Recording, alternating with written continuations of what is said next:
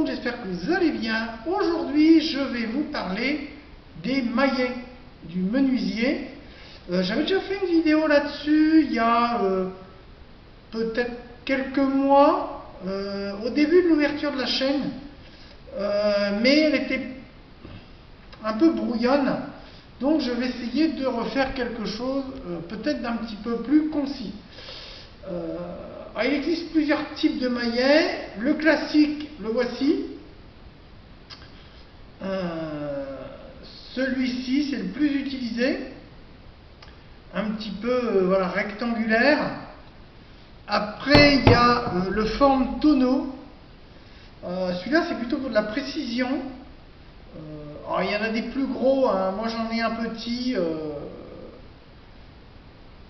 Pour vraiment des choses précises, enfoncer des assemblages, etc., délicats. Le forme tonneau, c'est le plus connu. Après, vous avez le modèle dit carreleur, mais il peut servir au menuisier aussi. Un forme tonneau, mais en caoutchouc. Pour les débutants, c'est pas mal, parce qu'il ne coûte pas cher. Il coûte moins cher que les modèles en bois. Mais ça sera beaucoup moins précis. Il existe en blanc aussi. Il y a un modèle qui est bien chez Action. Il va ressembler à celui-ci, mais avec, c'est pas un anti-rebond, mais ça va être un grand manche comme ça, avec un pommeau blanc. Et il est vraiment pas mal. Un de ces jours, je pense que je vais me le payer. Mais celui-ci, vraiment des petits services sur chantier, il est pas mal. Il est assez polyvalent, il peut faire du placo, carrelage. Bon, il peut servir un peu à tout. Ça peut être bien d'avoir un maillet caoutchouc. Celui-ci, je l'ai vu sur une broc. Le manche était un petit peu pas terrible. Du coup, je l'ai coupé parce que c'est pas le manche d'origine. Et du coup, bon, j'ai mis un manche court, ce que j'avais, et il est pas mal. Pour faire des bricoles, c'est bien. Après, vous avez le maillet de sculpteur. Alors là, il est un peu souffert, celui-ci. J'ai récupéré lors d'un décès dans ma famille. Et celui-ci, il est un peu vécu. On a du mal à en trouver maintenant de ces modèles-là. Alors là, c'est plutôt pour de la sculpture. Moi, je m'en sers des fois un peu pour tout, mais essentiellement, c'est un maillet de sculpteur, en bois aussi, mais vous voyez qu'il n'a pas la même forme que cela.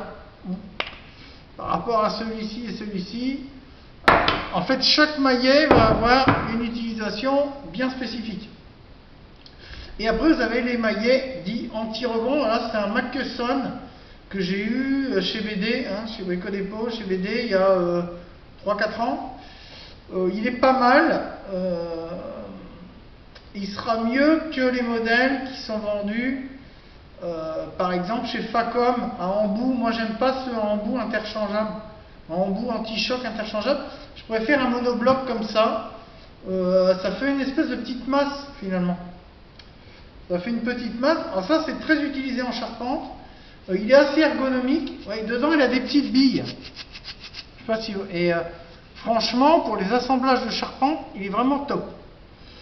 Bon, moi, je l'ai un peu traîné sur chantier, donc il est un peu usé.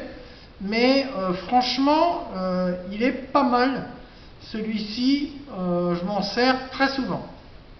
Alors moi, les deux dont je vais me servir le plus, ça va être celui-là, le classique du charpentier, avec une forme un peu spéciale. Alors celui-ci, après, j'en ai un gros à l'atelier que j'ai récupéré dans une succession en famille.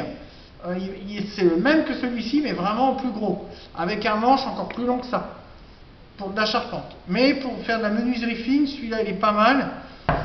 Donc je vais me servir très souvent de celui-là. Après, si je fais de la charpente, je vais me servir de celui-là aussi souvent sur chantier. Et quand je fais de l'atelier, ça va être plutôt le petit. C'est un maillet aussi de bijoutier aussi, celui-là. Les bijoutiers servent de ce genre de petits maillets sur enclume, etc. Moi j'aime bien. Pour de la précision, en plus il est léger comme une plume. Il fait vraiment quelques grammes. Et franchement, pour de la petite précision, c'est pas mal. Je m'en sers aussi en sculpture parfois.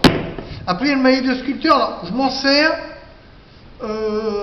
mais un peu pour tout, moi. Pas pour de la sculpture. Bon, il commence à souffrir.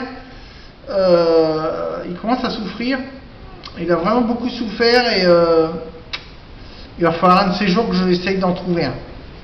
Parce que celui-ci, il est vraiment vieux. Mais il me sert encore de temps à autre. Et après, occasionnellement, je m'en servais quand j'étais débutant, mais maintenant, il y a celui-là, en caoutchouc. Celui-là, ça va être plus occasionnel, ou sur chantier, où on a besoin de matériel des fois un peu polyvalent, capable d'un peu de tout faire, parce que je ne trimballe pas tous mes maillets sur chantier. En chantier, celui-ci va me remplacer celui-là, voire celui-là, et il va me remplacer aussi un peu celui-là. Des fois, si je l'oublie, ça m'arrive de l'oublier, de le mettre dans la caisse. Donc celui-là, il va servir un peu à tout, mais essentiellement en chantier, plutôt qu'en atelier. En atelier, j'en aurais moins besoin. Donc voilà un petit peu la petite présentation des maillets. Alors si vous êtes débutant, pour le débutant, il faudra plutôt tabler sur un modèle comme ça.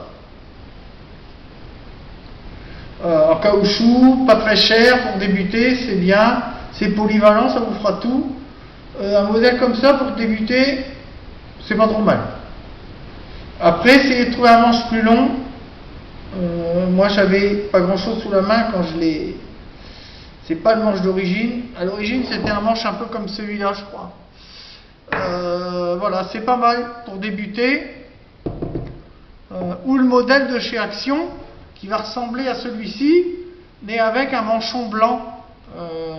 Voilà, ça peut être bien, il est très polyvalent, il fait un peu tout, il pourra faire la charpente. Il va être un peu grossier pour la menuiserie, mais ça peut le faire quand même. Donc voilà, pour le débutant, on peut aller sur des choses comme ça, ça peut être bien. Celui-ci, c'est vraiment pour les professionnels, hein, en sculpture, en marqueterie, les sabotiers, etc. Ça va être vraiment pour des métiers spécifiques. Celui-ci,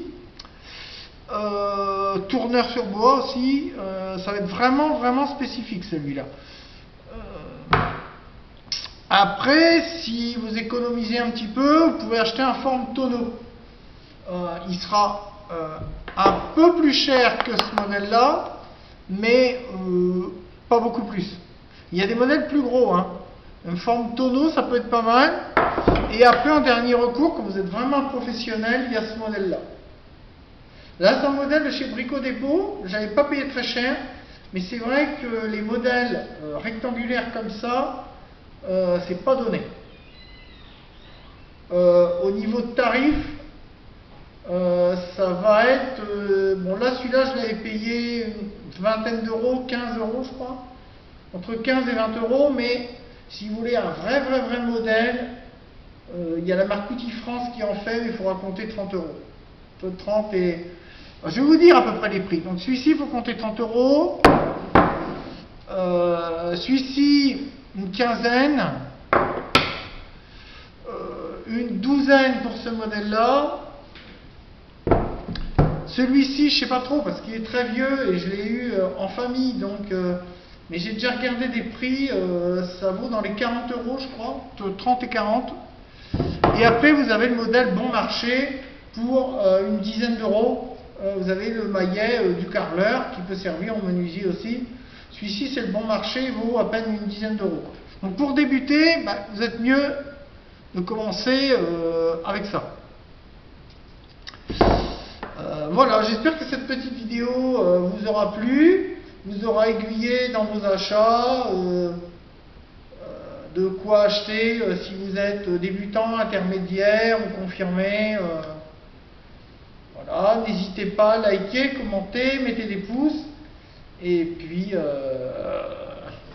tapez-vous bien sur les doigts. Allez, ciao, bye bye.